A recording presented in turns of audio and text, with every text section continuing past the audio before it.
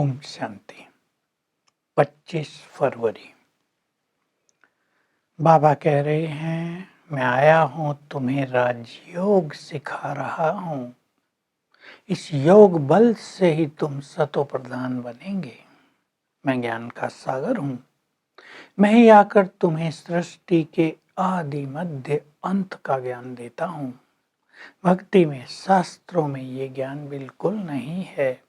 अब तुम मेरे सम्मुख बैठे हो। अब ज्ञान तो जरूर ज्ञान सागर के ही पास होगा। सृष्टि के आदि मध्य अंत का ज्ञान जरूर सृष्टि के क्रिएटर के ही पास होगा। तो मैं तुम्हें ज्ञान दे रहा हूँ। सतयुग में तुम बहुत सुखी थे, याद दिला रहे हैं। पवित्रता, सुख, शांति, अथाह संपदा थी तुम्हारे पास। सतयुग बीता, त्रेता, फिर द्वापर, कलयुग का अंत आ गया। तुम सब दुखी हो गए, भक्ति करने लगे, मुझे बुलाने लगे, हे पतित पावन आओ। मैं आ गया हूँ। अब तुम्हें पावन बनना है। अब तुम मेरी आज्ञा पर चलो। इस कलयुगी दुनिया का विनाश होना है, लेकिन उससे पहले सतयुग की स्थापना अवश्य हो जाएगी। तो स्थापना करने के लिए मैं आ गया हूँ। मैं निराकार हूँ। निराकार बिना साकार के तो कुछ काम कर नहीं सकते। तो मैंने इस ब्रह्मा के साकार तन में प्रवेश किया है। ये अपने जन्मों को नहीं जानते। मैं आकर इन्हें बताता हूँ, तुमने पूरे 84 जन्म लिए हैं। अब मैं इनके द्वारा तुम्हें संपूर्ण ज्ञान दे रहा हूँ। ये भी पुरुषार्थ करते हैं, ये भी योग लगाते हैं, तब तो उच्च पद पाते हैं ना। विश्व की बादशाही पानी है तो मेहनत तो बहुत करनी पड़ेगी ना। जब तुम बहुत ज्यादा योग करेंगे तभी तुम कर्मातीत अवस्था को पाएंगे। तुम्हारे सारे विकर्म भी विनाश हो जाएंगे। अब इतना उच्च पद पाना है तो मेहनत करते रहो, योग बल को बढ़ाते चलो। ये ड्रामा तो बना बनाया है, 5000 वर्ष का है। इसमें हर आत्मा का अपना अपना पार्ट है। कोई कहे हम तो इस संसार में आए ही नहीं, मोक्ष में ही रहें, ये हो नहीं सकता। क्योंकि तुम आ गए हो तो आते रहोगे। किसने 2-4 जन्म लिए हैं, एक जन्म लिया है, तो उनका भी वो चलता रहेगा हर बार, क्योंकि ये ड्रामा अनादि अविनाशी है। हाँ, बाकी सब समय परमधाम में रहेंगे, जैसे मोक्ष में रहेंगे लंबा समय। इसलिए लोगों को मोक्ष की, मुक्ति की बहुत इच्छा होती है, लेकिन इस सृष्टि चक्र में आना तो सबको ही है। विनाश की बात आज फिर बाबा कर रहे हैं। विनाश तो सामने खड़ा है, लड़ाई लगती रहती है। बड़े बड़े जो समझदार बुद्धिमान लोग हैं कहते हैं ये लड़ाई को बंद कराओ, नहीं तो संसार में आग लग जाएगी। सेकेंड वर्ल्ड वार में अमेरिका ने जापान पर छोटे बम डाले थे। बाबा कह रहे कितना विनाश हुआ था। अब तो बहुत ज्यादा बम्स चारों ओर बन गए हैं। तो ये सिविल वॉर भी बहुत लगनी है। बाबा विनाश के साथ सिविल वॉर को भी जोड़ रहे हैं। सतयुग में जब तुम थे, एक बिरादरी थी, एक धर्म, आदि सनातन देवी देवता धर्म। तुम सारे विश्व पर राज करते थे, तुम बहुत शक्तिशाली थे। द्वापर युग के बाद अनेक बिरादरियां आई, धर्म आए। तो जब बहुत बिरादरी हो जाती हैं तो आपस में लड़ने लगते हैं। देखो, परिवारों में भी लड़ने लगते हैं। क्रिश्चियन एक ही हैं लेकिन आपस में लड़ते रहते हैं, तो सिविल वॉर हो जाएगी। ये होनी जरूर है, क्योंकि सभी धर्मों का विनाश होना ही है।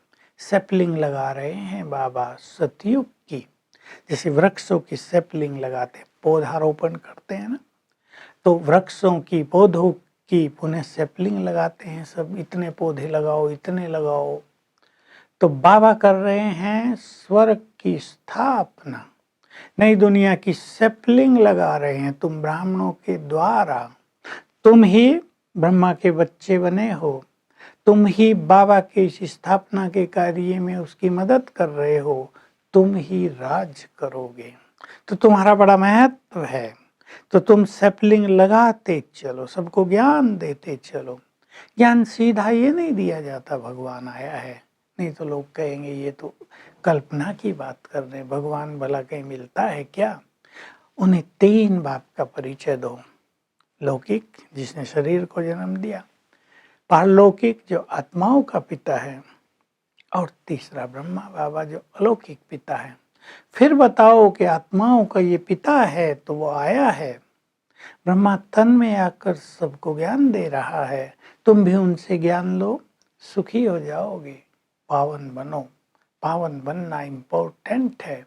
तुम पवित्र थे, ये लक्ष्मी नारायण संपूर्ण पवित्र थे। कलयुग में है सब संपूर्ण अपवित्र, तो कोई नहीं विचार करता कि यहाँ अपवित्र वहाँ पवित्र। तो अपवित्र को पवित्र बनाने वाला कौन है, किसने बनाया और कैसे बनाया? श्री कृष्ण का नाम लिख दिया है। गीता बना दी है बहुत छोटी। बाबा कह रहे, बाबा तो रोज पढ़ते थे, ब्रह्मा बाबा आधे घंटे में पढ़ लेते थे। भागवत बहुत बड़ा बना दिया है, भागवत में है कहानियाँ, गीता में है ज्ञान। अब ज्ञान सागर बाप तो सदा ज्ञान दे रहे हैं, वो ग्रंथ तो कितना बड़ा बन जाना चाहिए। लोगों ने गीता पर बहुत सारी टीकाएं लिख दी हैं, भाष्य लिख दिए, कमेंट्स लिख दिए हैं। अब मैं तुम्हें आकर फिर से गीता ज्ञान दे रहा हूँ। अब तुम्हें मेरी मत पर चलना है, मैं तुम्हें पावन करने आया हूँ, स्वर्ग का अधिकार देने आया हूँ। तो मेरी मत पर चलोगे, सब कुछ मिल जाएगा। कई बच्चे कहते हैं अभी तो पुरुषार्थ नहीं हो रहा है, अंत में गैलप कर लेंगे। बाबा कह रहे ये कभी नहीं होगा, जो अब नहीं कर सकते वो कभी नहीं कर सकेंगे, यही सत्य है। तो इस अलबेलेपन को, इस गफलत को तुम्हें छोड़ देना है, तुम्हें उच्च पद प्राप्त करना है, तो तीव्र पुरुषार्थ में लग जाना चाहिए। ऐसे बच्चे जो ये कहते हैं कि अंत में कर लेंगे, वो तो गिर जाते हैं, अंत आने से पहले ही समाप्त हो जाते हैं। बाबा याद दिला रहे हैं, तुम्हारे शरीर का कभी भी अंत आ जाए, इस दुनिया का अंत हो जाए, तो तुम तो खाली रह जाओगे। इसलिए ये विचार छोड़ दो और अभी से सुंदर पुरुषार्थ करो। वरदान है, जिम्मेदारियों का बोझ बाप को देकर सदा अपनी उन्नति करने वाले सफलता मूर्त बनो। तो बाबा जिम्मेदारी देते हैं बच्चों को, और जो जिम्मेदारियों को संभालते हैं बाबा का उनको बहुत सहयोग मिलता है। बस करना इतना है कि जिम्मेदारियां बोझ न बन जाएं, वो बोझ बाबा को अर्पित कर दो, तो अनेक क्वेश्चन से भी पार हो जाएंगे, अनेक जो मन पे दबाव रहते हैं उनसे पार हो जाएंगे। सेवाओं में भी सहज सफलता मिलेगी, तुम्हारा पुरुषार्थ भी सहज हो जाएगा। तो बोझ बाबा को अर्पण करके सहज पुरुषार्थी बन जाओ। स्लोगन है, दिल और दिमाग में ऑनेस्टी हो, ईमानदारी हो, तो बाबा के और परिवार के विश्वास पात्र बन जाएंगे। तो आज अभ्यास करेंगे हम सारा दिन। मैं पवित्रता का फरिश्ता हूँ, अंग अंग से गोल्डन किरणें फैल रही हैं और बाबा की पवित्र किरणें मुझ पर आ रही हैं, जैसे बरसात हो रही है पवित्र किरणों की। Om Shanti. To watch Peace of Mind channel videos on YouTube, subscribe us on youtube.com/tvpeaceofmind. Just a click for a peaceful life.